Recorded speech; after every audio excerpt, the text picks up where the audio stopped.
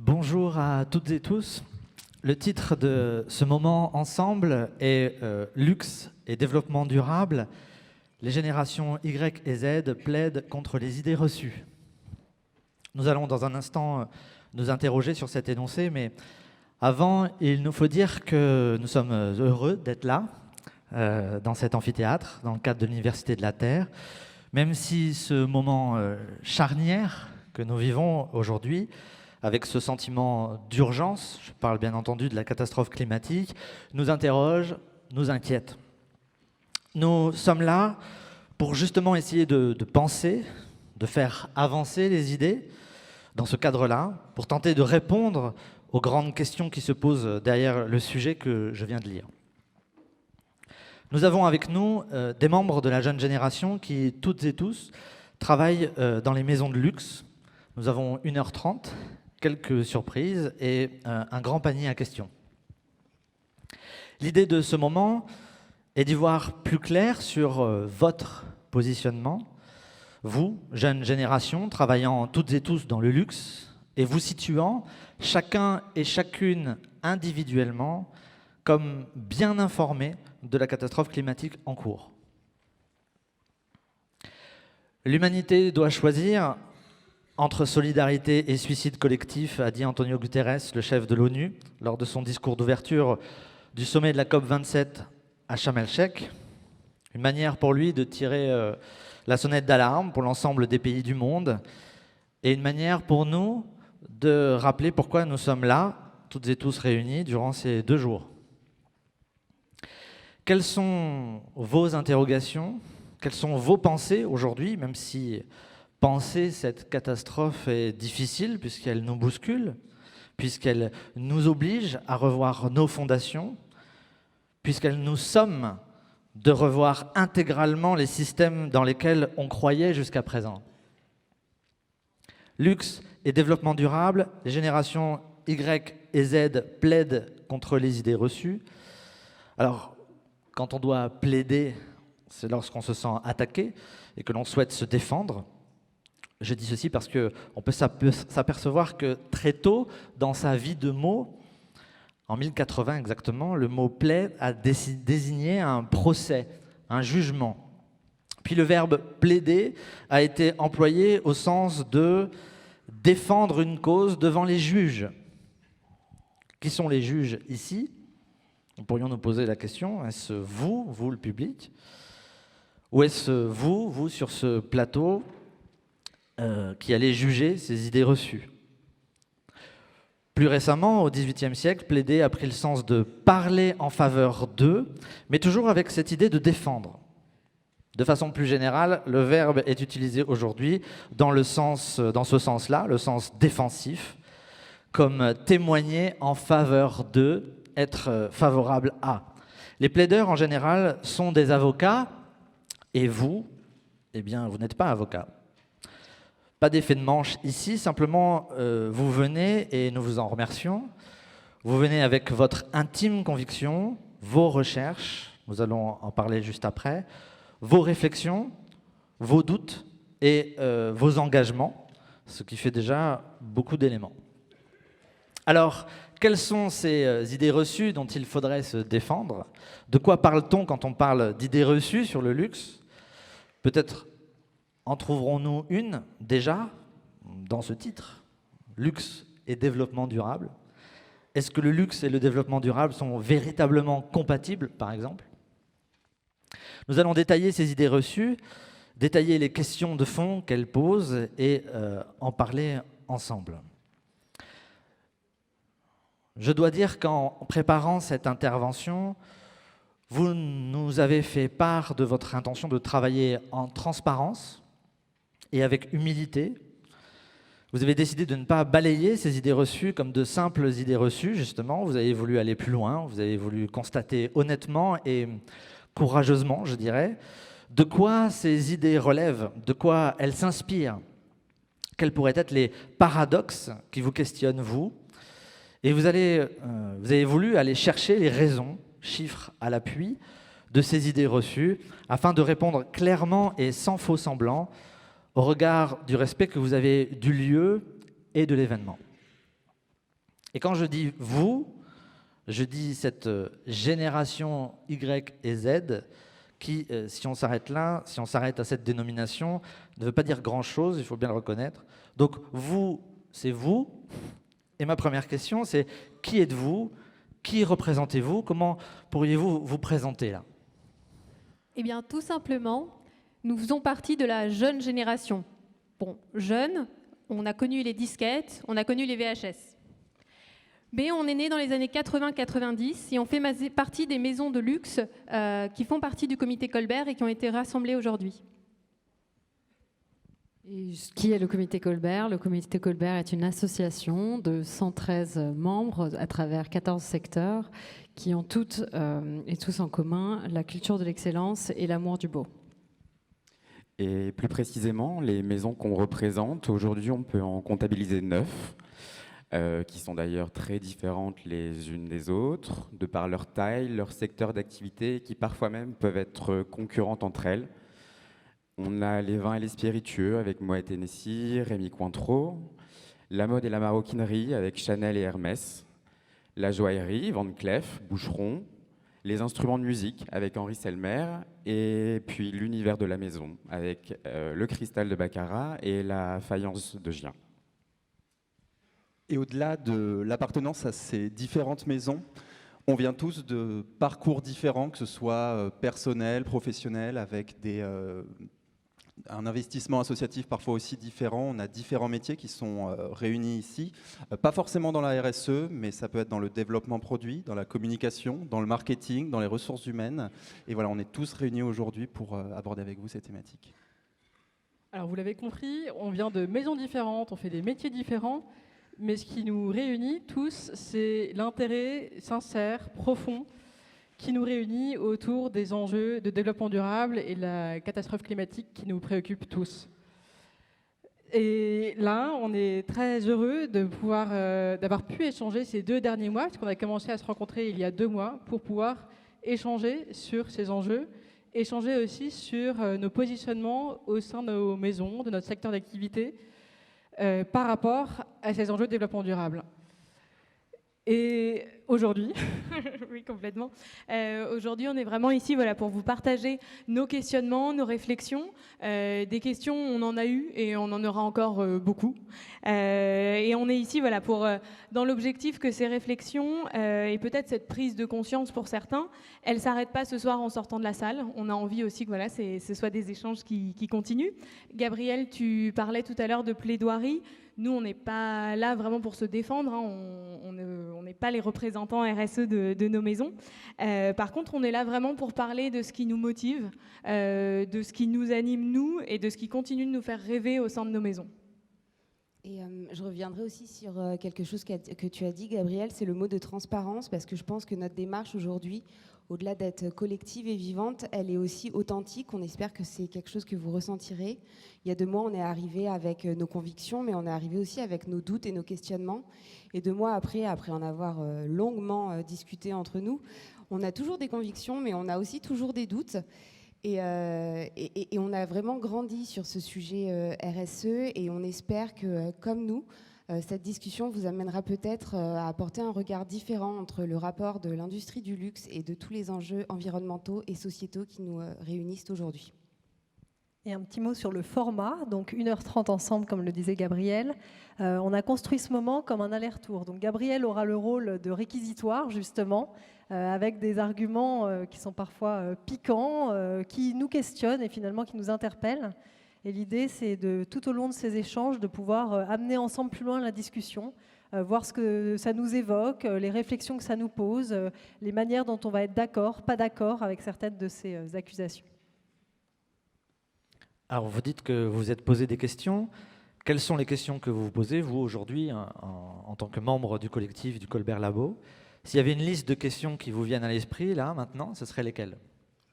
Qu'est-ce que le luxe? Est-ce que le luxe est nécessaire? Est-ce que le luxe peut croître sans limite? Comment le luxe peut embarquer le reste du monde pour créer une société compatible avec les limites planétaires? Est-ce qu'une croissance durable du luxe est possible? Est-ce que c'est pas trop tard?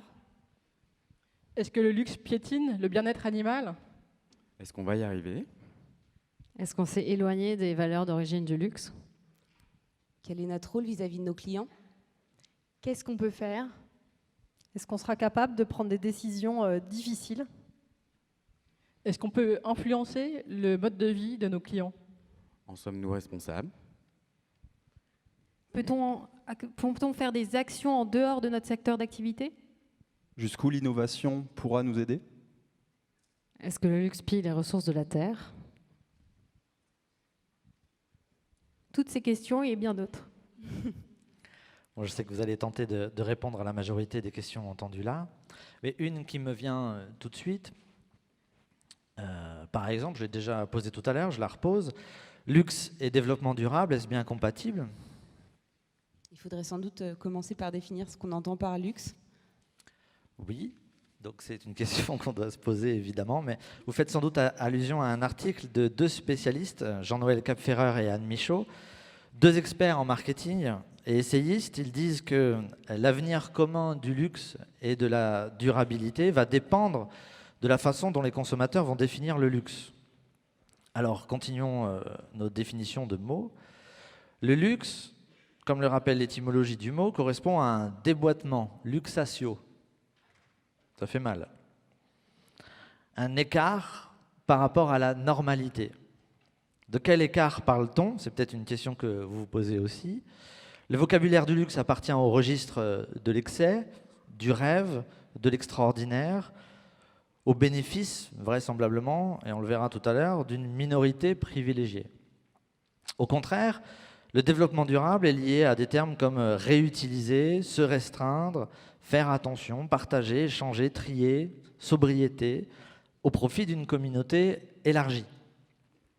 Nous pourrions rajouter que le luxe, dans son essence, pourrait nous paraître incompatible avec les enjeux sociaux et environnementaux de notre millénaire, pourrait nous paraître comme l'extrême contraire de la sobriété, qui est dorénavant de mise dans nos sociétés. Enfin, de mise, on tend vers, on n'y est pas encore, loin de là, mais bon, l'idée émerge de plus en plus, et on ne pourra pas, de toute évidence, faire autrement. Le luxe, tel qu'on se l'imagine, n'est-il pas donc l'excès, n'est-il pas l'opulence? Est-ce bien nécessaire, par exemple, d'avoir des dressings avec 50 sacs différents, de dépenser des millions d'euros pour développer de la fausse fourrure, ou encore de chauffer des fours pleins gaz pour cuire de la porcelaine? Adam Smith, le célèbre philosophe et économiste du XVIIIe siècle, écrivait « Il y a luxe lorsqu'on s'éloigne de la nécessité ». Comment parler de RSE, responsabilité sociétale des entreprises, comment parler de RSE, par exemple, lorsque l'un des objectifs même de l'activité du luxe est de créer le désir éphémère d'avoir toujours plus grand, toujours plus beau, toujours plus récent, toujours plus cher? Le luxe n'est-il pas un secteur que l'on pourrait qualifier d'élitiste, d'exclusif et déconnecté des problématiques du grand public? Et dans ce cadre-là, comment aurait-il son mot à dire en matière de RSE? Si nous parlons bien là, quand nous parlons de RSE, de l'ensemble des préoccupations sociales, sociétales et environnementales, résumées derrière les 3 grandes lettres du mot RSE. Le simple fait d'en parler ne relèverait-il pas plutôt de l'hypocrisie? Alors je vous pose la question, qu'est-ce que le luxe pour vous? Est-il possible de réunir luxe et développement durable? Si on se pose la question, c'est effectivement qu'il y a eu des dérives dans le luxe. Il y a pu y en avoir. Il y a une forte croissance, une forte hausse de profitabilité également. Mais je pense que les maisons reviennent progressivement à des rythmes justement un peu peut-être moins effrénés pour essayer de retrouver plus de durabilité, de retrouver une raison d'être. Et nous sommes aujourd'hui là pour parler du luxe qu'on connaît, le luxe qu'on vit au quotidien dans chacune de nos maisons, et qui au contraire est un luxe basé sur le savoir-faire, sur le temps long, sur la recherche d'excellence, la recherche de qualité toujours, des biens qui se réparent, qui durent. Et c'est ce luxe-là qui, dans un certain cadre et dans le respect des limites des ressources, se recoupe avec développement durable. Ouais, j'aimerais bien revenir sur la définition du luxe, sur son étymologie, donc luxatio. Moi, j'aime bien cette notion de luxation, d'écart, de déboîtement, et d'écart voilà, par rapport à quelque chose qui serait la norme. Et c'est vrai qu'aujourd'hui, on est dans une société qui valorise l'utile, le rationnel, l'éphémère. Et alors que le luxe, c'est comme tu le définissais, c'est cette recherche constante de la perfection, c'est cette exigence qui est non négociable de la qualité. Et bien sûr, c'est tout le travail de l'artisanat, du savoir-faire, le travail de la main, le travail du Made in France, mais on reparlera, on rentrera dans le détail tout à l'heure. Et c'est vraiment en ça que le luxe, on peut le dire, je pense, dévie en tout cas de la norme telle qu'on la connaît aujourd'hui. Et alors tu disais, Gabriel, luxation, aïe, ça fait mal, mais je pense qu'effectivement on peut aussi le valoriser, ce déboîtement, et se poser la question de justement se mettre un petit peu en porte-à-faux par rapport à l'époque contemporaine. Par exemple, dans notre rapport au temps, l'époque d'aujourd'hui, elle valorise la vélocité, la rapidité, le cycle court. Si on regarde le travail que l'on fait dans nos maisons, on est dans un temps long, parfois très long. Le temps déjà de la fabrication de l'objet. Alors on pourrait avoir énormément d'exemples à vous donner. Moi je travaille dans la mode. Le temps long de la fabrication de l'objet, par exemple, si vous voyez les défilés de haute couture, on a des robes de mariée qui viennent traditionnellement clôturer ces défilés. Une robe de mariée, c'est entre 600 et 1500 heures de travail. Le temps long, c'est ça. On a plein d'exemples en fait à vous donner. Dans la vigne, quand on plante des vignes pour faire donc, des spiritueux comme du cognac, on doit attendre au minimum 3 ans avant que la vigne donne un raisin qu'on puisse exploiter. Et après, on va faire vieillir ce raisin au minimum plusieurs années avant de pouvoir en faire un cognac. Et il y a tout un travail en fait, d'accompagnement du produit au fur et à mesure des années. Et les générations de maîtres assembleurs qui composent ces cognacs, en fait, composent des cognacs qui seront utilisés par les générations futures. Donc on est vraiment dans ce temps long, et dans ce temps long, et pas dans ce rapport immédiat à « je fais quelque chose pour moi ». Je fais quelque chose pour les générations suivantes. Moi, j'ai un autre exemple aussi, c'est dans la joaillerie, il y a une technique de sertissage assez particulière à une maison qui s'appelle la technique du serti mystérieux et en fait qui consiste à assembler les pierres précieuses de façon à ce que le métal ne soit pas apparent. Alors déjà, il y a un temps long sur la production, il y a aussi un temps long, mais on y reviendra, de la formation, parce que pour maîtriser cette technique, on parle de dizaines d'années d'expérience.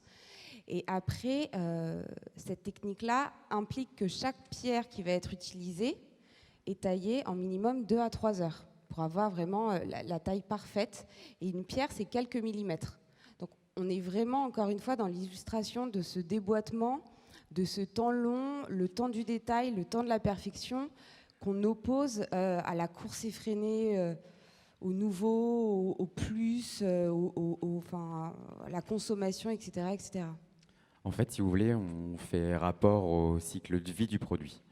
On ne décide pas du jour au lendemain d'un claquement de doigts de commercialiser un produit. On a 2 à 3 ans derrière la commercialisation d'un produit, de recherche, d'études.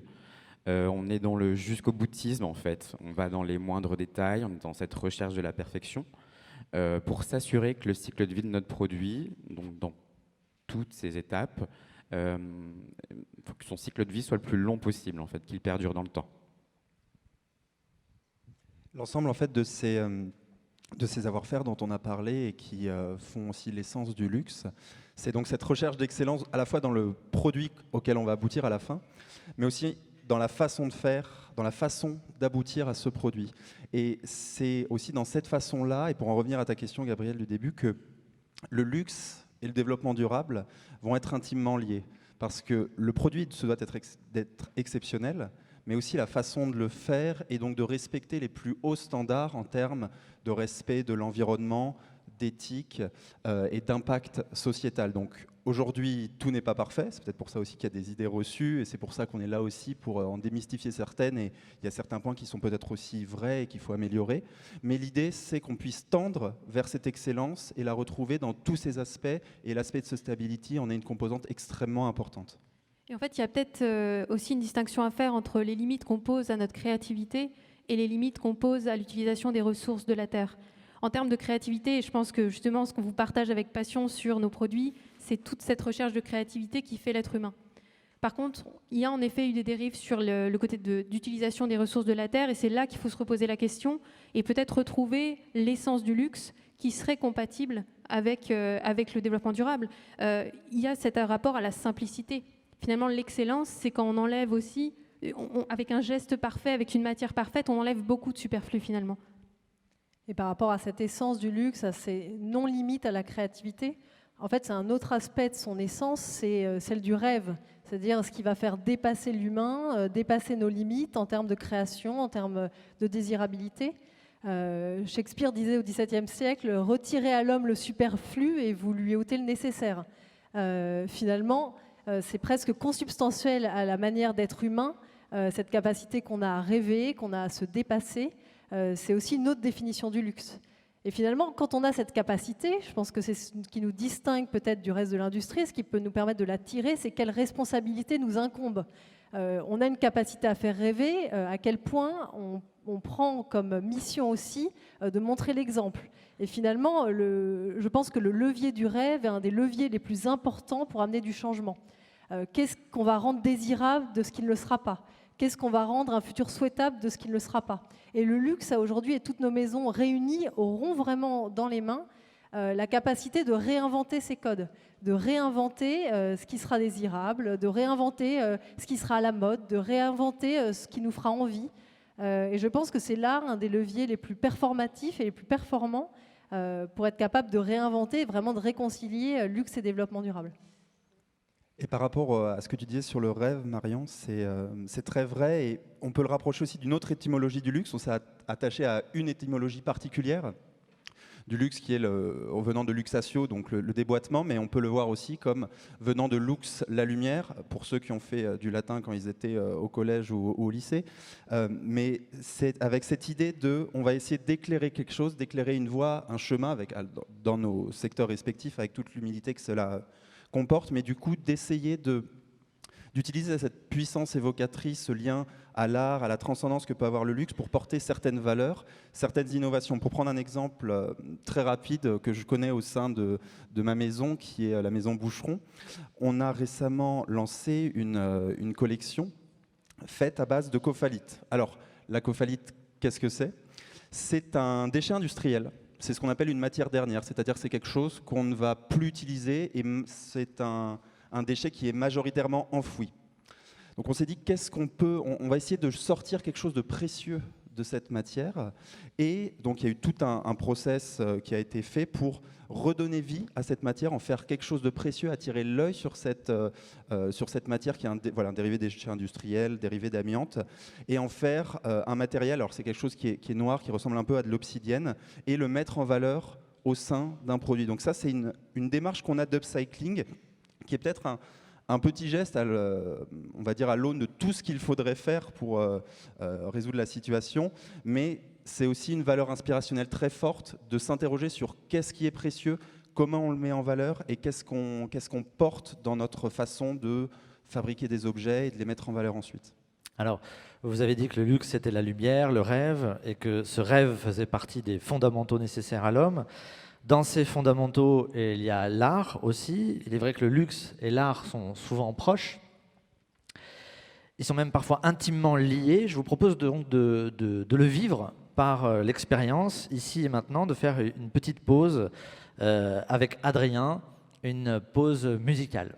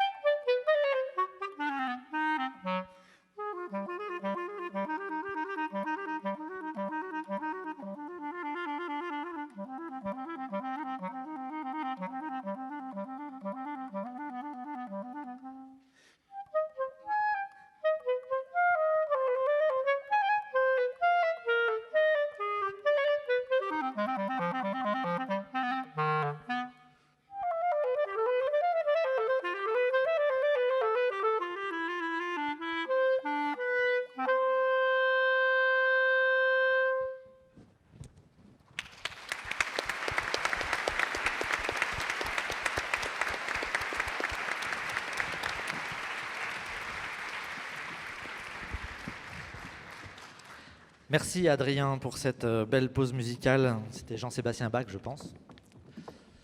C'est ça, hein? Ouais. Reprenons notre réflexion et rentrons un peu plus encore dans le cœur du sujet. Est-ce une idée reçue de dire que le luxe pille les ressources de la terre? Je précise ma question, je pense qu'il faut aller au fond des choses. Quand je dis ressources, je pense à plusieurs choses. Je vais énumérer un certain nombre de constats, un peu dans le désordre, mais ce sont des constats. D'abord, le cuir, la soie, la fourrure, toutes ces matières ont en commun la mort de l'animal, nous sommes d'accord. Je ne parlerai pas de la nouvelle relation que nous souhaiterions ici établir avec l'animal, en lien avec les conditions de vie, comme les conditions de souffrance de la vie animale, qui relèvent aussi d'une posture philosophique et anthropologique en pleine mutation aujourd'hui. Et concernant ces questions, je vous renvoie aux travaux excellents de Philippe Descola à ce sujet. Philippe Descola, anthropologue, titulaire de la chaire d'anthropologie de la nature au Collège de France et directeur du laboratoire d'anthropologie sociale. La question que nous nous posons ici, c'est l'utilisation par le luxe de la matière animale, si je puis dire, de son rapport à la production agroalimentaire et à la pollution qu'elle génère. Je dis production agroalimentaire parce que, justement, le luxe utilise, recycle, pourrait-on dire, pour ses sacs, des bovins destinés à l'alimentation. L'élevage intensif, on le sait, occupe une large part de notre empreinte carbone. En France métropolitaine, l'élevage représente à lui seul 9% des émissions de CO2, en particulier celui des bovins. C'est donc notre situation aujourd'hui. J'ouvre une parenthèse. On sait que le régime végétarien divise par plus de 2 sur un an les émissions de gaz à effet de serre par rapport au régime alimentaire moyen en France.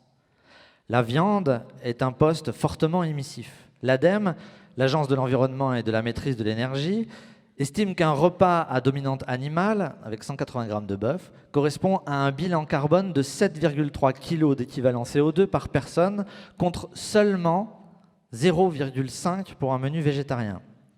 Soit 2,2 tonnes par an pour une personne carnivore, contre 0,88 tonnes par an pour une personne végétarienne. Je ferme la parenthèse en pensant tout de même que le monde ne va pas avoir vraiment le choix que de devenir progressivement végétarien. Et si nous devenons toutes et tous de plus en plus végétariens, que fait-on alors du recyclage des bovins que le luxe utilise pour le cuir? Vous allez y répondre. Est-ce une idée reçue que de dire que la mode est la deuxième industrie la plus polluante du monde après le pétrole? Matières premières, pollution des eaux, textiles à base de pétrole difficile à recycler et transport. Nous reviendrons dans la question suivante sur le transport. Et si, évidemment, la fast fashion pèse lourd sur ces chiffres, la fast fashion, ce n'est pas vous n'êtes pas toute la mode, loin de là, mais la mode de luxe, aux chaînes de valeur fortement mondialisées, a aussi parfois tendance à basculer dans la fast fashion. Or, si on parle de ressources, le textile est le 3e secteur consommateur d'eau dans le monde, après la culture de blé et de riz. Il faut par exemple 3000 litres d'eau pour produire une seule chemise en coton.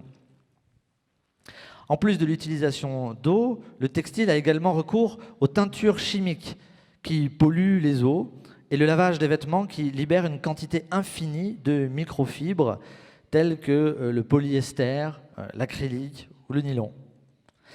D'après la fondation Ellen MacArthur, d'ici 2050, la mode, fast fashion et vous, aura consommé 1/4 du budget carbone mondial. 1/4. Il existe une vraie question de soutenabilité pour le luxe. Pendant combien de temps encore pouvons-nous continuer comme cela? Si nous prenons maintenant le secteur des vins et spiritueux, il contribue également à la dégradation des sols. Les nouvelles méthodes de production du milieu du XXe siècle, destinées à accroître massivement le rendement des terres, ont contribué à l'appauvrissement des sols, à une diminution de leur fertilité, de leur biodiversité et à leur contamination par des engrais chimiques. Selon un rapport des Nations Unies, jusqu'à 40% des terres à travers le monde sont désormais dégradées. Tout ne vient pas du luxe, encore une fois, mais Cette dégradation des terres contribue à exacerber la catastrophe climatique en réduisant la capacité de la Terre à absorber et à stocker le carbone. Un autre exemple encore concernant les ressources de la Terre, les diamants. Nous pensons à celles et ceux qui, dans les mines du Zimbabwe, creusent les sols pour les en retirer, ces diamants. Nous pensons au mercure que cela génère, au mercure qui infiltre les cours d'eau, les branchies des poissons. Donc, vous voyez, si je prends le prêt-à-porter, la maroquinerie, l'horlogerie-joaillerie, le secteur des vins et spiritueux, qu'il s'agisse de l'air, de l'eau, des sols, de la faune et de la flore, les maisons du luxe doivent exploiter massivement le vivant pour produire. Et les chiffres que l'on trouve facilement dans les articles spécialisés montrent que pour 2025, le chiffre d'affaires est prévu à 380 milliards d'euros. Cela montre bien que l'objectif, pour l'instant, n'est pas de faire moins. Il va bien falloir continuer de produire pour ces maisons. Alors, qu'en est-il de cette sobriété ? Que pensez-vous, vous, le collectif du Colbert Labo, de ce que l'on vient de se dire concernant les ressources de la Terre ? Alors, Gabriel, c'est une question ou même un réquisitoire avec différents points, différentes thématiques, complexes, si je puis me permettre. On va tenter d'y répondre. On a longuement réfléchi, en tout cas, à l'ensemble de ces points. Ça nous a pris beaucoup de temps, parce que c'est un sujet qui a un très fort impact, un enjeu crucial. Il faut savoir qu'il y a différents niveaux d'avancement, que ce soit dans nos maisons, dans nos activités, dans nos secteurs, et d'où la difficulté de cette réponse. Mais on a tenté de s'aligner et en tout cas d'apporter des réponses à l'ensemble de ces points qui nous semblent effectivement essentiels, encore une fois cruciaux, parce qu'il n'en va pas seulement de de la survie du luxe, il en va de la survie de tous, puisque la Terre, c'est notre Terre, et on a tous à cœur, je pense, de la préserver. Et même si on va, comme tu dis, on peut essayer d'apporter des réponses, c'est un sujet tellement complexe que de toute façon, on ne va pas le résoudre là. On va juste vous livrer, comme on disait, la réflexion qu'on a pu avoir et aussi ces questionnements même qu'on peut se poser pour le futur de notre industrie. Ce qui est intéressant, et on le disait en introduction, c'est à quel point le luxe va être intrinsèquement lié à d'autres acteurs, à d'autres filières. Et encore une fois, cette imbrication, je pense, ça rebat aussi certaines cartes. Le luxe qui avait l'habitude de peut-être travailler plus dans son coin. Là, on voit qu'on peut travailler ensemble, on peut travailler aussi avec les filières au sens large. On peut avoir cet effet de traction très positif aussi pour transformer des filières, transformer des manières de faire. Et je pense que c'est ça aussi la responsabilité dont se dotent les maisons aujourd'hui. Alors Marion, tu parles de filières, et justement ce qui frappe le regard en premier lieu, quand on regarde la stratégie des maisons de luxe depuis 20, 30 années même, c'est de voir à quel point elles ont cherché justement à reprendre la main sur toute leur chaîne de valeur amont. Alors le premier intérêt, évidemment, c'est déjà de préserver des savoir-faire qui parfois étaient menacés d'extinction, et on y reviendra, je crois, tout à l'heure. Mais il y a un deuxième intérêt qui est évident, qui est aussi de pouvoir s'assurer d'être au meilleur standard d'éthique, de qualité, quelle que soit l'étape de production concernée.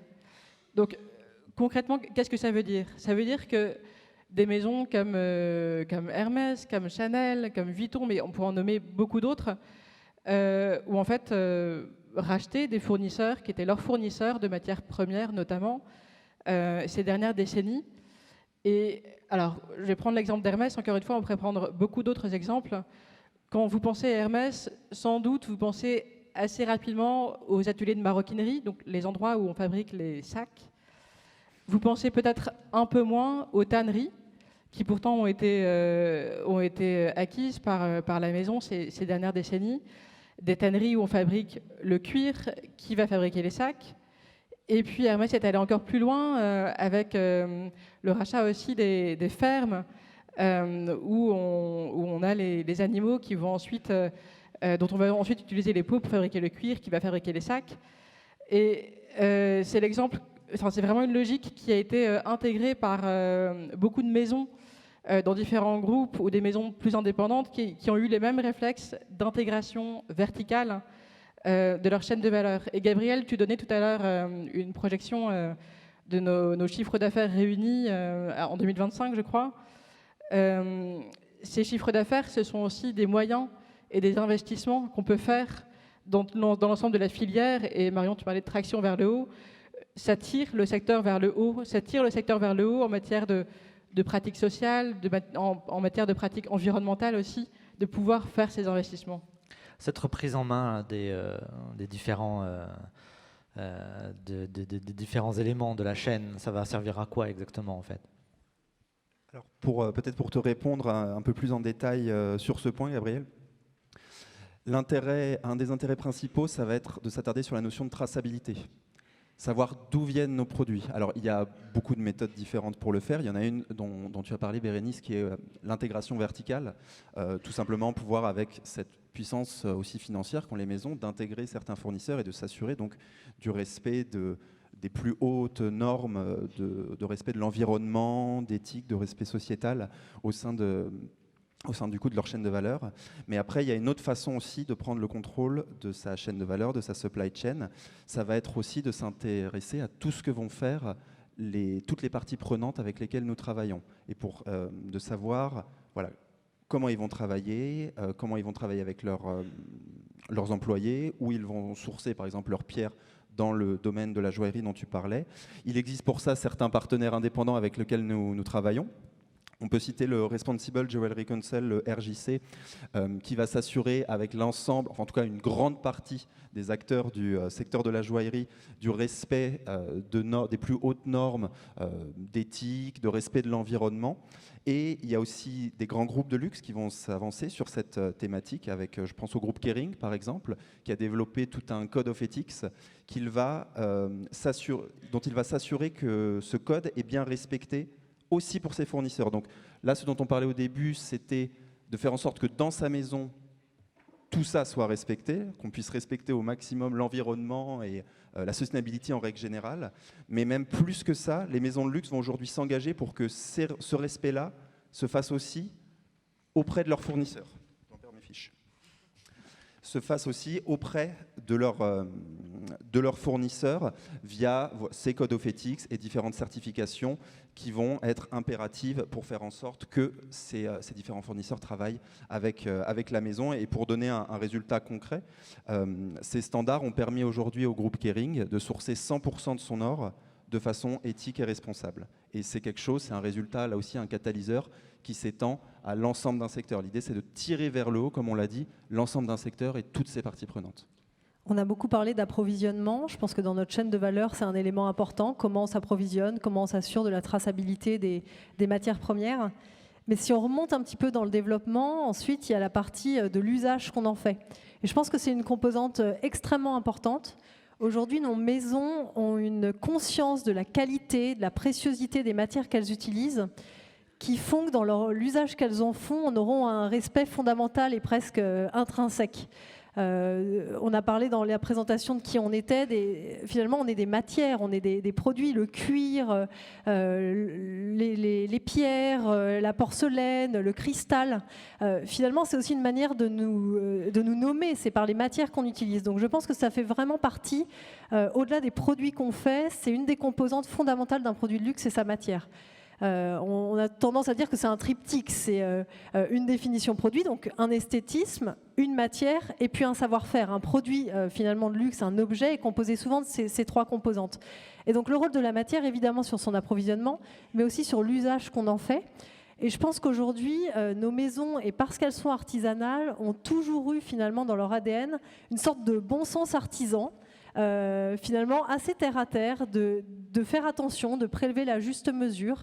Alors moi, tout simplement, et on a ici dans la salle des représentants des ateliers Hermès en maroquinerie, je pense que c'est vraiment au cœur du projet, à la fois du métier de coupeur, qui quand il a sa peau devant lui pour découper sa commande pour en faire un sac, va s'assurer d'optimiser un maximum sa peau.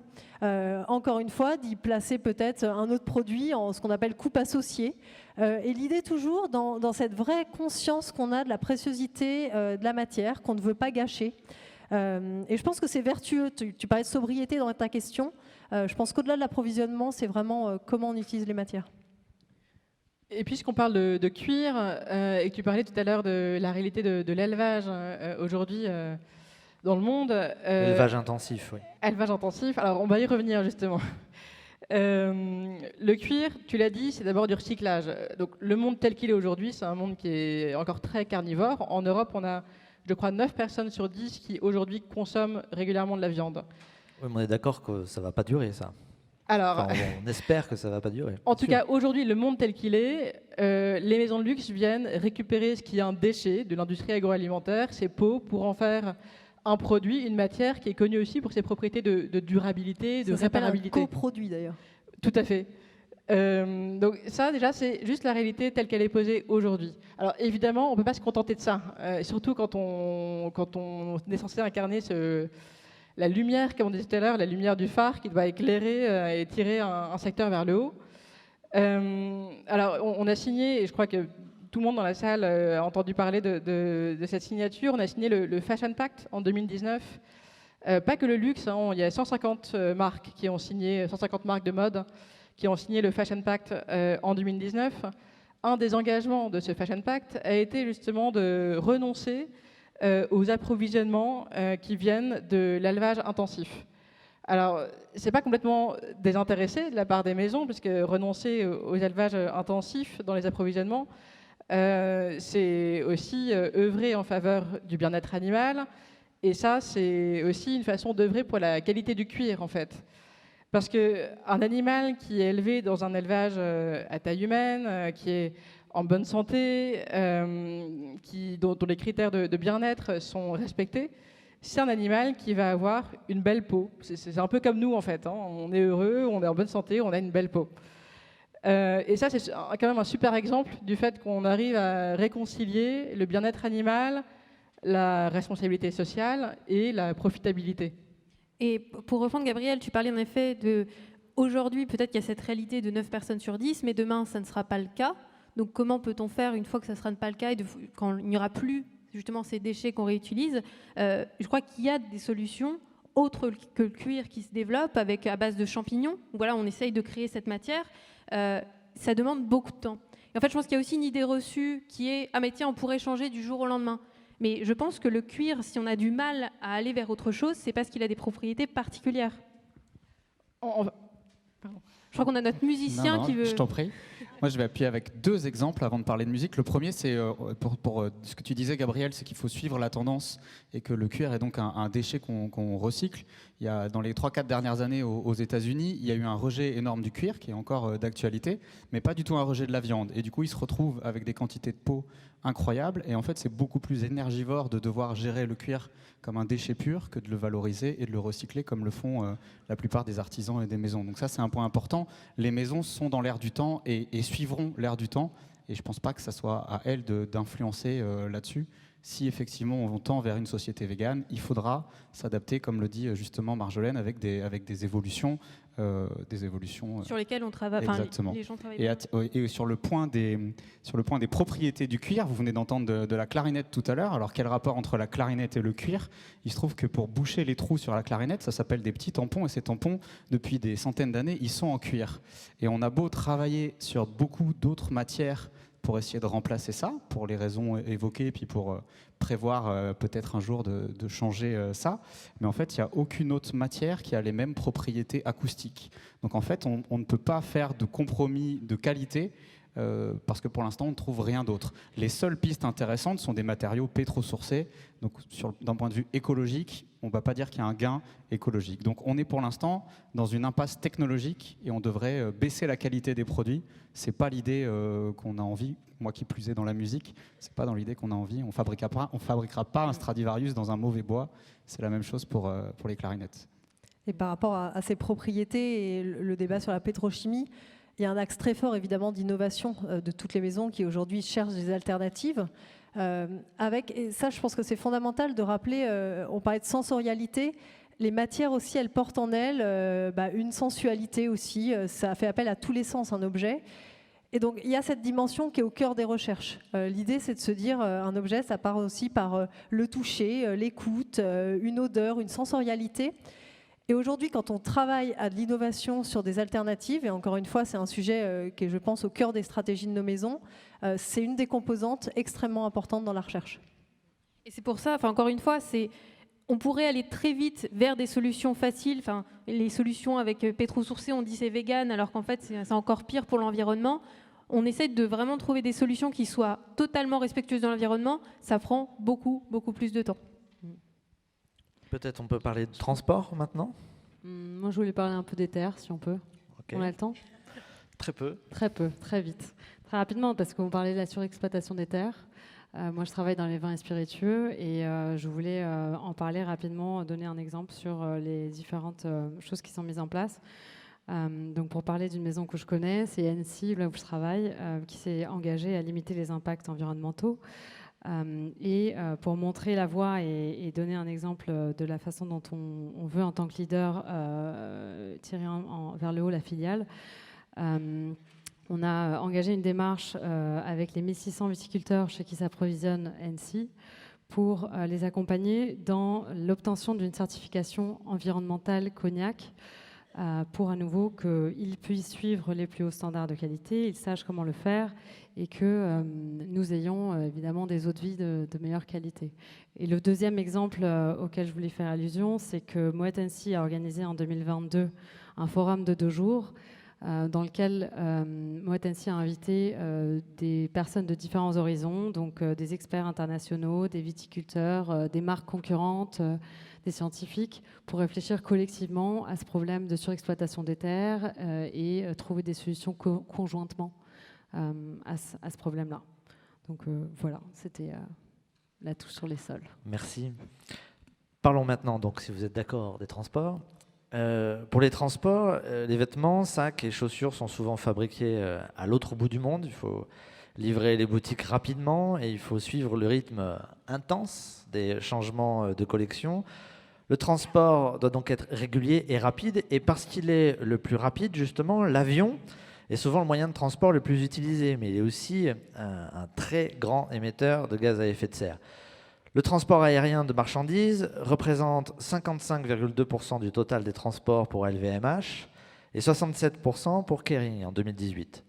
L'impact colossal de ce transport interpelle au vu de ses émissions. Non ? Je ne parle pas non plus des événements ou autres déplacements avec un bilan carbone extrêmement élevé et désastreux pour l'environnement, comme les Fashion Weeks de New York, Londres, Milan, Paris, qui chaque année ont un impact carbone de 241 000 tonnes de CO2. Est-ce que les acteurs du secteur vous semblent avoir pris la mesure de leur responsabilité et de l'urgence d'initier un changement radical ? Alors, ce que tu dis est tout à fait juste, Gabriel. Il est vrai que le secteur du luxe s'est bâti aussi a bâti sa renommée, son succès aussi en grande partie sur sa capacité à être réactif, à être rapide et à avoir ce service aussi d'excellence, que ce soit en termes parfois de livraison, de SAV, ça implique beaucoup de choses et donc des logiques de transport. Et là-dessus, on a peut-être collectivement, Maison du Luxe, des questions à se poser sur notre travail de transparence et de communication aussi à nos clients, de se dire que peut-être que cette valeur aujourd'hui de réactivité est placée au-dessus d'une autre valeur qui lui est plus importante, qui va être la sustainability. Et de faire comprendre là aussi à nos clients, en termes, avec toute la transparence possible, quels vont être les impacts d'avoir sa pièce en 2 jours, et peut-être que de l'avoir en 1 semaine permettra de la déplacer d'une façon beaucoup plus respectueuse de l'environnement. Mais ça, il y a aussi un travail de notre part de communication pour expliquer ces enjeux et faire en sorte que ça puisse être clair au niveau de nos clients et qu'ils puissent eux aussi intégrer dans leur logique d'achat cette démarche de sustainability. Donc ça, c'est pour la partie concernant, on va dire, les transports peut-être plutôt de pièces. Après, vous avez aussi toute une partie sur les déplacements de personnes, sur les transports. Tu parlais de l'exemple qui est assez édifiant, effectivement, des Fashion Week. Aujourd'hui, il faut savoir qu'il y a beaucoup de réflexions qui tournent autour de ce sujet qui est effectivement extrêmement important pour les maisons. Donc, beaucoup de maisons, certaines maisons, on va dire, ont essayé des formats différents, parfois digitaux, parfois d'avoir des calendriers différents, de réduire le nombre de shows. Il faut voir vraiment, donc il y a beaucoup de réflexions en cours et il faut vraiment voir ces moments comme une vitrine. Et aujourd'hui, il y a une vraie réflexion sur qu'est-ce qu'on va mettre dans cette vitrine, qu'est-ce qu'on va mettre en avant durant ces moments et surtout, comment on va faire la vitrine, comment on va la fabriquer et faire en sorte qu'elle soit la plus respectueuse dans l'environnement? Alors, si je peux me permettre, sur le sujet événement, c'est effectivement un sujet qui est, moi, je dirais que c'est l'une des idées reçues souvent qu'on entend, le défilé d'un tel, nanana.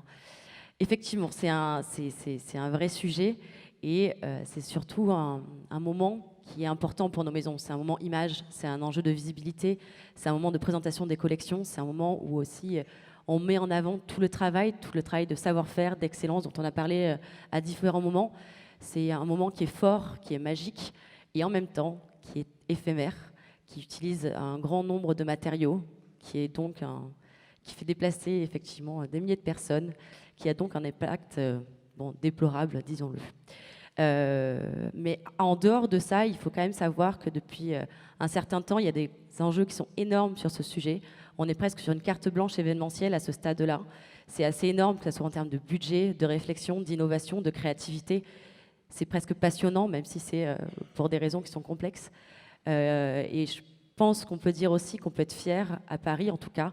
On est la première capitale à travailler sur un sujet et sur un outil de mesure de l'impact environnemental et d'éco-conception, de l'impact de défilé.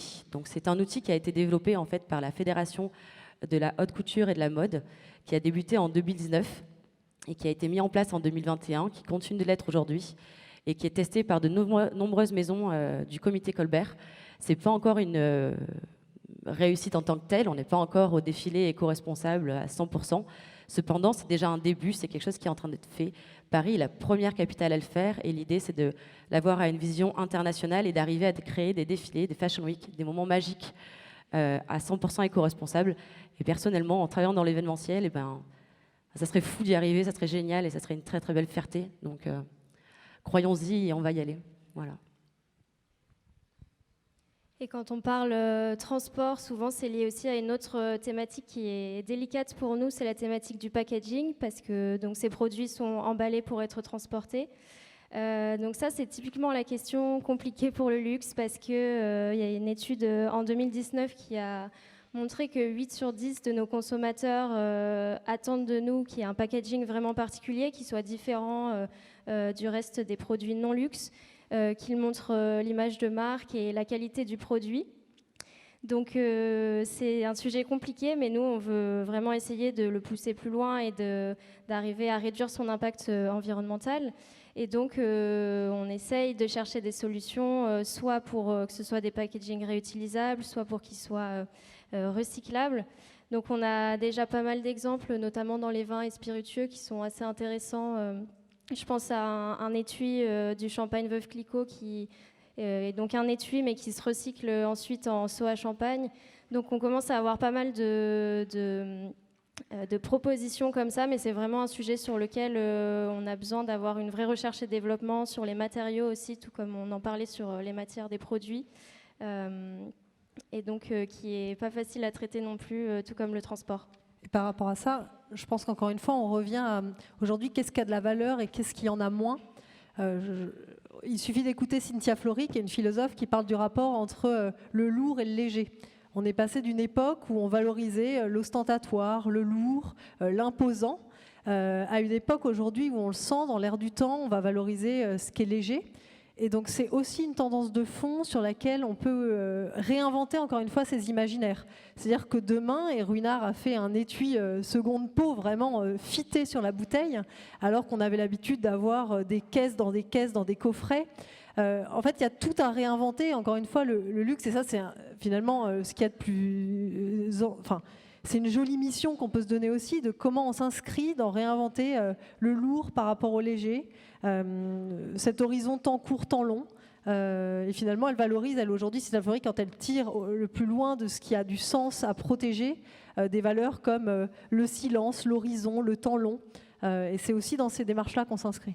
Alors, oui, je pense qu'on peut aussi surprendre nos clients en fait, qui nous attendent avec le coffret traditionnel Hermès Orange que tout le monde connaît, mais si on fait une proposition d'un autre coffret qui a de la valeur perçue mais qui est respectueux de l'environnement, je pense que le client sera tout aussi content d'avoir ces deux aspects-là.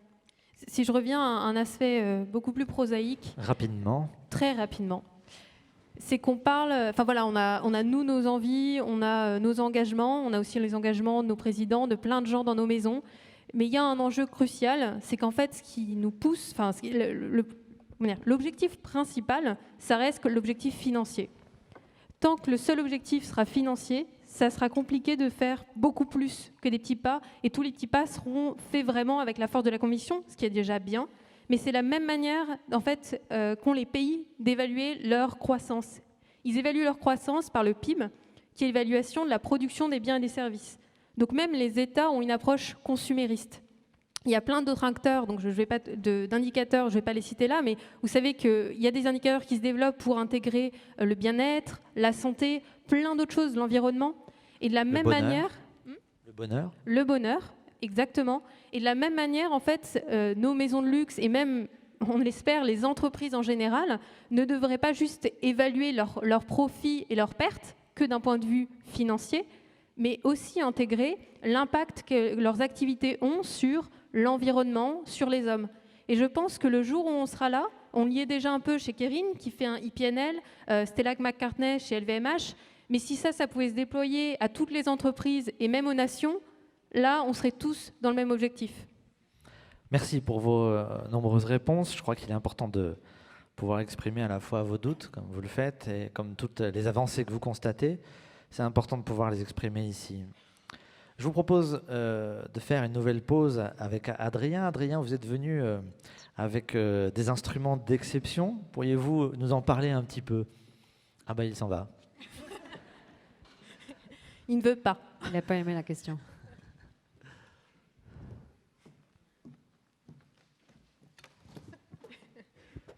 Je reviens avec quand même. C'est mieux de parler de quelque chose et qu'on le voit. Vous avez vu de la clarinette tout à l'heure.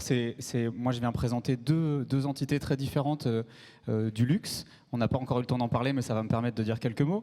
On a parlé tout d'abord de temps long, de fabrication, de savoir-faire. Vous avez vu une clarinette toute récente, des fruits d'un développement sur plus de 140 ans d'évolution chez Selmer des clarinettes et qui vient juste de sortir. Le travail de nos meilleurs techniciens et développeurs actuels. Et puis là, maintenant, j'ai entre les mains l'inverse, et qui est aussi une force du luxe. On parlait du cuir, mais le métal et plein d'autres matériaux, le bois et encore d'autres. On parlait de recyclage, d'upcycling et de seconde main. Là, j'ai entre les mains un saxophone qui date de 1931. Alors, il faut savoir que le saxophone, ça a été inventé à la fin du 19e siècle. Donc, c'est un des tout premiers saxophones qui a pu exister dans l'histoire. Henri Selmer a fabriqué depuis le début de son existence 850 000 saxophones à peu près. Là, on est sur le 14 millième. Donc, c'est vraiment le tout début. C'est assez chouette parce que c'est une très belle époque, les années 30, pour le monde du saxophone, pour le monde du jazz. C'est un instrument qui a pu voyager, qui a eu deux propriétaires avant, a priori deux propriétaires. On ne peut pas être certain de ça, mais a priori ça, de grands jazzman qui ont pu jouer dans des clubs, qui ont pu faire vivre cet instrument. Et puis le fils de l'ancien propriétaire n'était pas saxophoniste, son papa est décédé, et puis il s'est tourné vers nous et il a dit qu'est-ce qu'on peut faire, et ça tombait bien parce que nous on venait juste de se lancer dans une belle aventure qui est de redonner vie à tous ces vieux instruments. Et le luxe, ça a été dit juste avant par Marion, c'est aussi une histoire, c'est aussi faire vivre des objets et pas forcément que ce soit toujours du neuf. Donc c'est assez chouette de pouvoir donner ces vies. Et je pense que les clients sont de plus en plus friands de ça. On a aussi envie d'avoir un objet qui est déjà chargé d'histoire, et c'est une belle histoire du luxe, ça aussi. Merci. Et ce que tu me disais aussi, c'est que le morceau que tu vas jouer là tout de suite, je te laisse le temps de te préparer, ce que tu vas jouer là, il est bien possible que dès le début de la vie de ce saxophone, ce morceau ait traversé cet instrument déjà, plusieurs fois peut-être. Ouais, c'est ça qui est assez magique quand on souffle dans cet instrument. J'ai beau être musicien depuis très longtemps, c'est une sacrée émotion de passer après ces gens-là. 90 ans, hein, c'est pas rien. Et il a sûrement joué de très belles choses, il a sûrement joué des choses un peu ratées, mais c'est ça la vie d'un instrument et c'est assez magique. Donc je vais essayer de vous jouer un morceau et de le faire parler, de le faire chanter. Merci.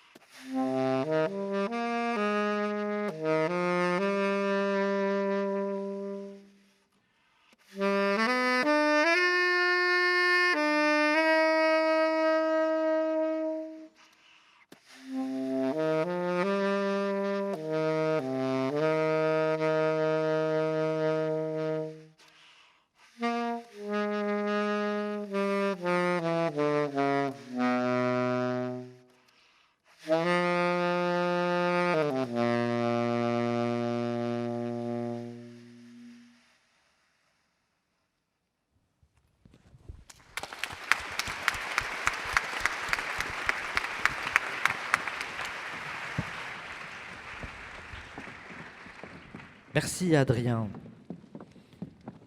Nous poursuivons notre réflexion sur une autre idée reçue. Une idée reçue qu'on entend souvent, c'est qu'il n'y a pas de ruissellement sur le reste de la population, que le luxe s'adresse à très peu de personnes. Or, nous pouvons nous dire légitimement que la moindre des choses serait que les bénéfices tirés de l'industrie du luxe profitent à toutes et tous plus largement.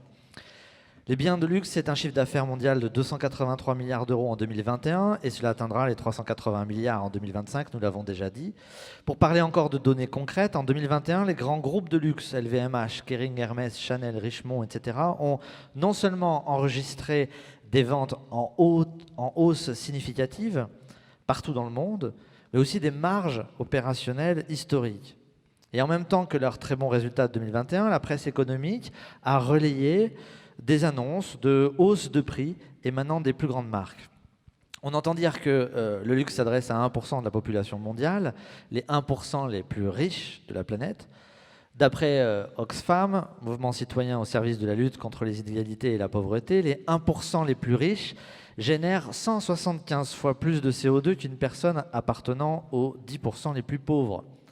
On l'explique par leur mode de vie, c'est-à-dire l'espace vital par habitant, le nombre d'équipements énergivores possédés, la consommation de viande, l'utilisation de voitures, avec un S souvent, la fréquence et la distance en transport aérien. Ce qui nous fait penser que le luxe est souvent perçu comme un facteur d'injustice dans la répartition des biens, et donc souvent considéré comme l'apanage des tyrans, par exemple, et de leur entourage. Il favoriserait même l'esprit de corruption, dit-on. Il est vrai que le luxe entretient des désirs et crée des besoins. Est-ce qu'il ne conforterait pas ces 1% les plus riches dans leur style de vie, totalement incompatible, je le rappelle, avec notre planète et les enjeux dont on s'occupe ici? Est-ce que le luxe prospère sur l'inégalité sociale et sur l'indice de Gini? Le coefficient de Gini ou indice de Gini est une mesure statistique qui mesure le niveau d'inégalité de la répartition d'une variable dans la population. Le luxe ne fait-il pas subtilement comprendre à ceux qui n'en ont pas les moyens que ce monde n'est pas pour eux? Ils peuvent en rêver, oui, on en parlait tout à l'heure du rêve, mais là, on rêve par le biais des publicités, par les images des défilés relayées par quelques-unes des stars les plus en vogue. Est-ce que le luxe met en compétition les hommes et les femmes et les pousse à dépenser et à consommer toujours plus?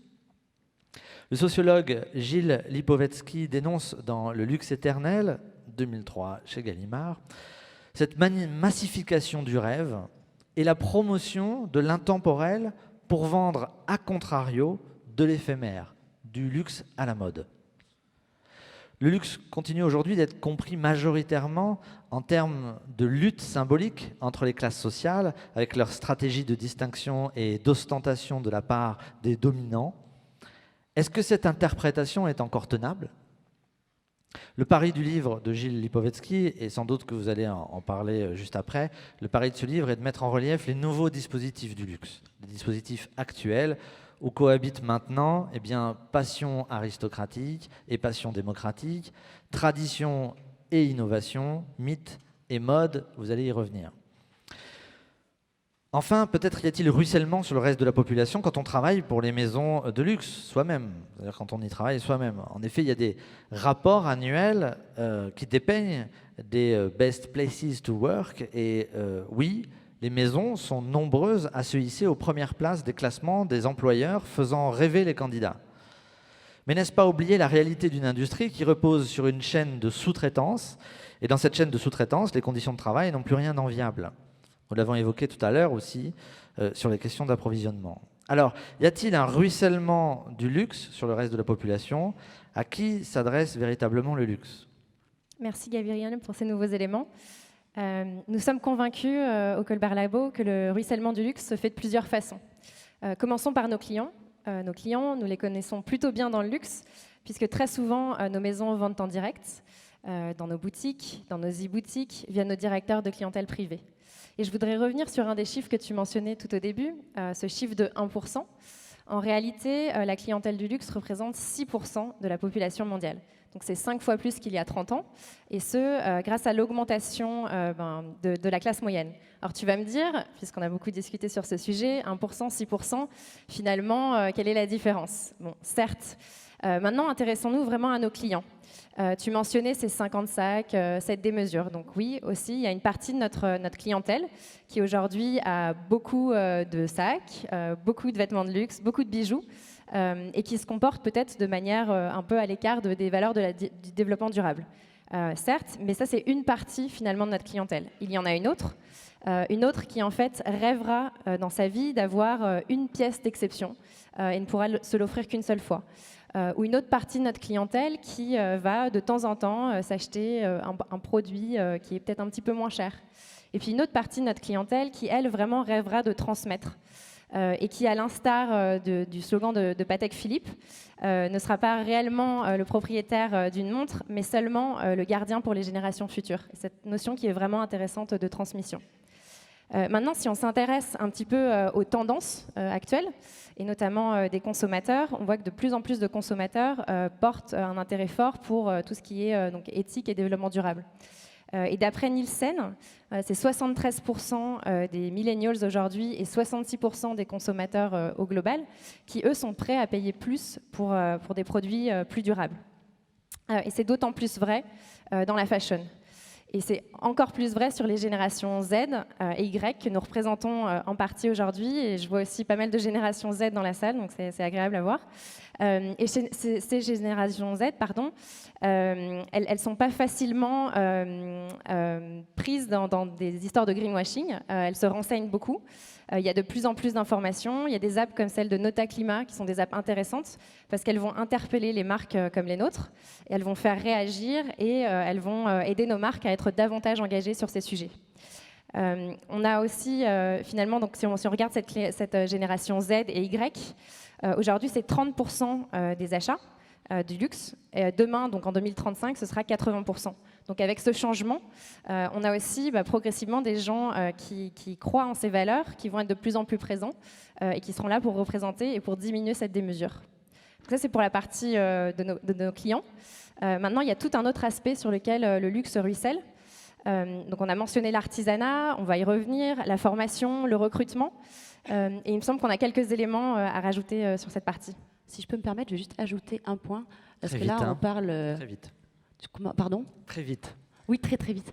Juste, on parle de nos clients et des consommateurs, certes, mais on parle aussi de nous, d'un ensemble et du luxe dans sa globalité. Et je voulais juste remettre le diapason un peu très très large dans le sens où la sustainability, c'est pour tous. Et c'est ça qui est important aussi. Donc on parlait de ruissellement, effectivement Gabriel, tu posais la question. Je pense que le premier ruissellement qui est vraiment lié au luxe, c'est au niveau de l'emploi. Donc le luxe, on l'a dit, c'est des produits, et pour faire des produits, on a besoin d'avoir des sites de production, des manufactures, et tout ça, ça crée de l'emploi, et en plus, ça crée de l'emploi dans plein de territoires en France, des territoires qui souvent sont en fait loin de bassins d'emploi, et donc ça va permettre de les désenclaver. Et sur cet exemple, par exemple, Hermès, aujourd'hui, c'est 51 sites de production en France. L'ensemble de notre fabrication de la maroquinerie est faite en France. Donc, c'est un made in dont on est très fiers. Pour cette question de l'emploi dont tu parlais, Julia, mais c'est aussi une histoire sur les territoires. Tout à l'heure, Marjolaine faisait référence au fait que tant qu'on ne mesurera pas nos externalités, on aura du mal à enclencher du changement. Et il faut aussi mesurer nos externalités positives. C'est-à-dire qu'en s'implantant dans un territoire, se met forcément une dynamique de ruissellement positif sur le lieu et le territoire où il s'implante. Donc ces maroquineries, aujourd'hui, elles sont faites. Votre sac peut venir des Ardennes, de Franche-Comté, d'Auvergne. C'est là où sont nos maroquineries, c'est là où sont nos artisans. C'est des maroquineries à taille humaine. C'est pas plus de 250-300 personnes sur ces sites de production.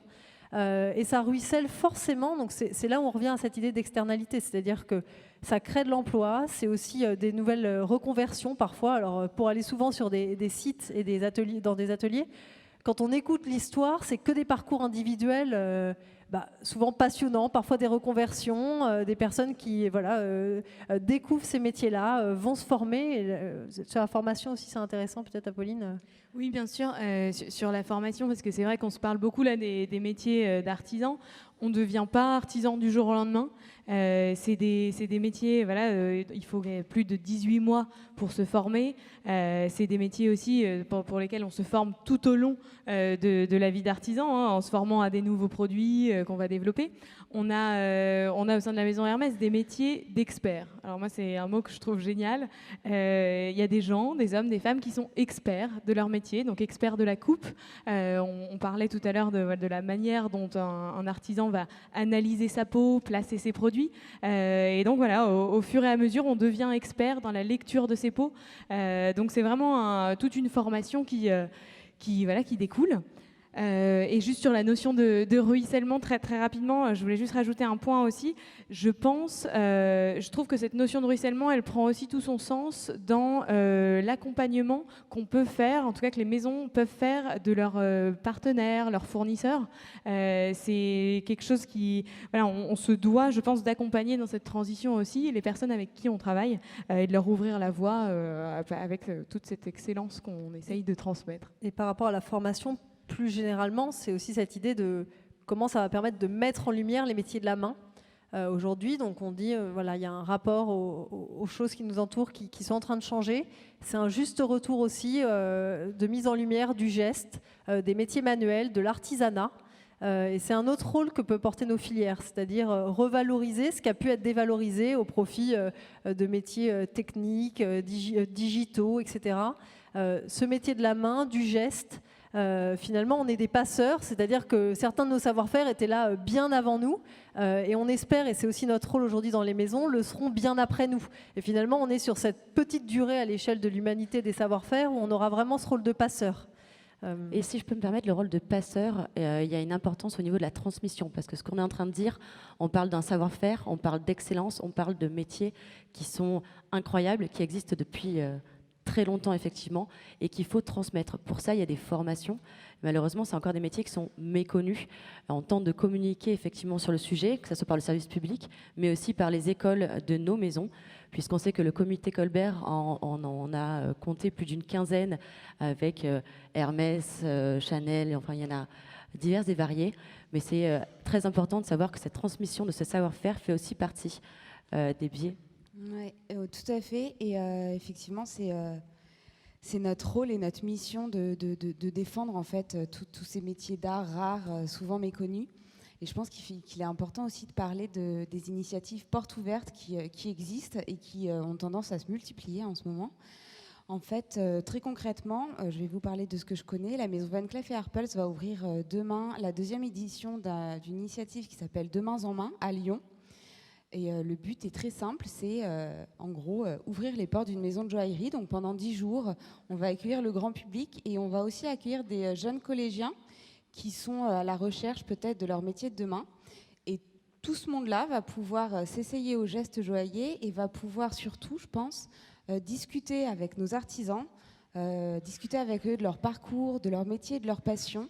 Et je pense que c'est une façon de transmettre, et c'est une façon aussi de peut-être de venir quelque part un peu détricoter les idées reçues qu'on a par rapport à ce luxe clivant, élitiste, un peu fermé. On ne sait pas trop ce qui se passe dans les ateliers. Donc là, vraiment, on est dans l'ouverture et je pense que ça rejoint et ça répond à la notion de ruissellement finalement de façon assez globale. Complètement, et je pense que, tu le dis, il y a toujours eu il y a longtemps en tout cas eu une sorte de culte autour de nos savoir-faire, un mystère un peu autour de ces savoir-faire. Et un autre exemple, moi je trouve, c'est la rencontre que peut avoir, alors dans certains cas, mais le client avec l'artisan qui lui a fait son sac. Et on parle vraiment de rencontre parce que c'est un moment d'échange qui est très très beau. C'est le client qui attend impatiemment son sac va rencontrer l'artisan qui a travaillé dessus pendant parfois 10 heures, 20 heures. Et c'est un moment vraiment magique de transmission de savoir-faire et vraiment de partage. Je voulais revenir sur cette notion de passeur. J'y réfléchissais à l'instant et je l'aime bien, cette notion, je crois, de passeur. La RSE, en fait, c'est pas uniquement l'environnement, mais c'est aussi le fait peut-être de reconnaître, de se rendre compte que les personnes qui travaillent au quotidien dans nos maisons sont heureux de travailler. Ce sont des passeurs, évidemment, de leur savoir-faire. Ils transmettent, mais ils transmettent leur fierté également. Ils transmettent leur joie qui les anime au quotidien de travailler pour ces matériaux qu'on a énumérés aujourd'hui. D'ailleurs, c'est grâce aussi à cette transmission qu'on se rend compte aujourd'hui qu'il y a un nombre croissant de meilleurs ouvriers de France en France, aussi un nombre croissant de meilleurs apprentis de France. Et ces métiers aussi se féminisent. La RSE, c'est aussi parler de parité. Donc je crois que c'est aussi une victoire qu'on a envie de dire aujourd'hui. Avant de conclure là, tout de suite, je vous propose d'écouter Adrien.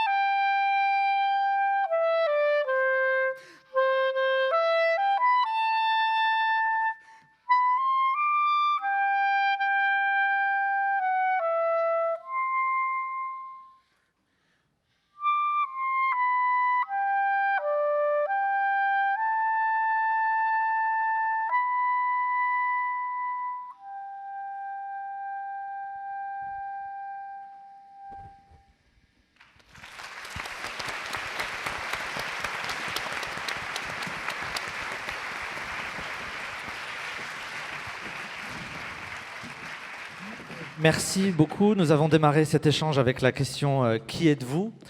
Pour terminer, la dernière question sera à nouveau tournée vers vous. Vous en êtes où ? Que faites-vous en ce moment pour changer les choses ? Quels engagements prenez-vous devant cette salle ? Eh bien, alors moi, personnellement, je m'engage à partager. Je m'engage à continuer de discuter, de débattre, d'échanger sur ces sujets environnementaux, sociétaux. Personnellement, je n'ai jamais autant parlé de ces sujets que depuis les 2 derniers mois. Et en fait, je me rends compte que quand j'en parle à quelqu'un, lui-même va aller en parler à quelqu'un, qui lui-même va en parler à quelqu'un. Et on va ainsi tous s'inscrire dans une espèce de chaîne de réflexion collective. Et d'une initiative individuelle, on va passer à un élan collectif. Et je pense que c'est comme ça qu'on aura la force et la portée suffisante à faire avancer les choses suffisamment rapidement. Parce que juste, je voudrais revenir sur ton introduction, Gabriel, quand tu nous dis que c'est une situation qui nous bouscule. C'est une situation qui nous bouscule, mais on a aussi une actualité qui nous rappelle tous les jours que le changement, c'est maintenant, c'est tout de suite, et qu'il n'y a plus le choix.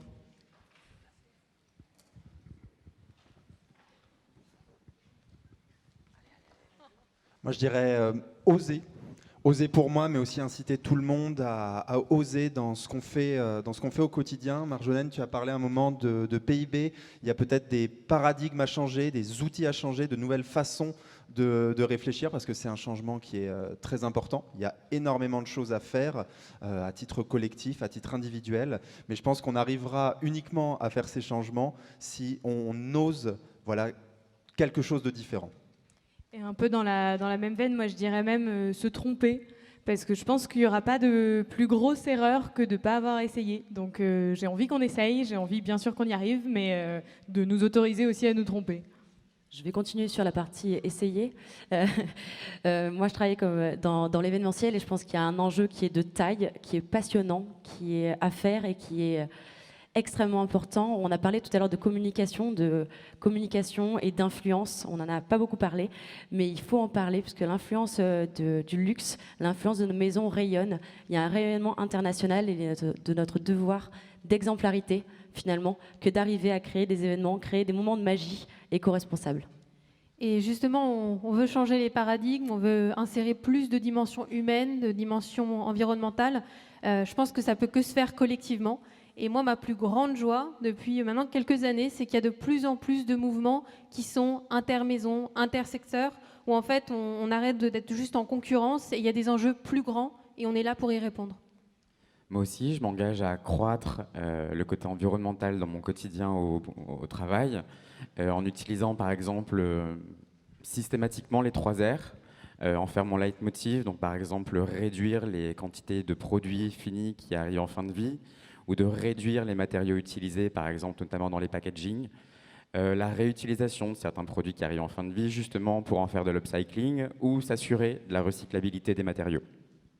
De la même manière que toi, moi je vais m'engager aussi dans mon domaine qui est la seconde main, vraiment que ce soit dans le cadre du travail et des instruments de musique, mais aussi à titre personnel, m'engager dans ce que j'achète et avec quoi je m'habille, etc. À faire attention, on n'a pas forcément besoin de neuf tout le temps dans sa vie.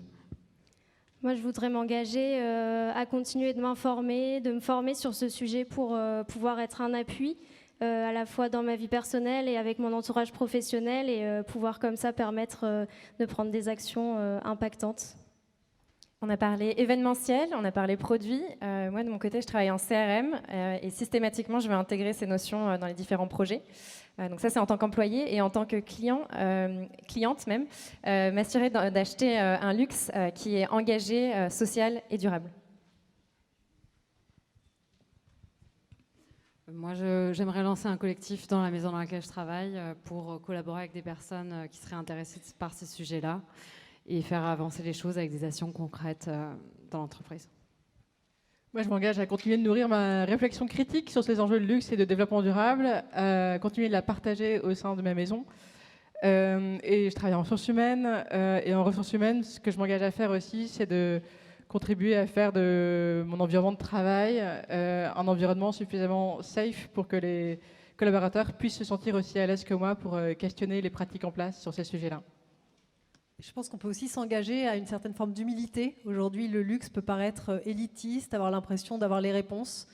Comme on vous l'a montré, on est tous en chemin, assez convaincus, mais il faut garder une forme d'humilité. Et d'ailleurs, ça fait écho à la conférence qui va suivre, où ça va être finalement des grandes tribus qui vont être gardiens des arbres, gardiens de la terre. Et finalement, face à eux, on prend toute la dimension et le poids de la responsabilité qu'on porte. Et finalement, on se sent tout petit et donc très humble. Et on a très envie de construire un monde où on aura un destin commun entre ces tribus et puis nos maisons. Merci à vous, Comité Colbert.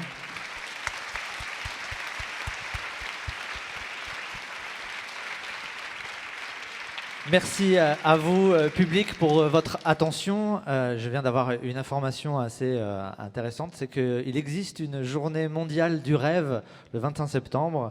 L'ambassadrice mondiale est là, au deuxième rang, qui me l'a dit. Je trouvais ça vachement intéressant de savoir qu'il existait ça, une journée mondiale du rêve le 25 septembre. Merci à vous, bonne fin d'après-midi.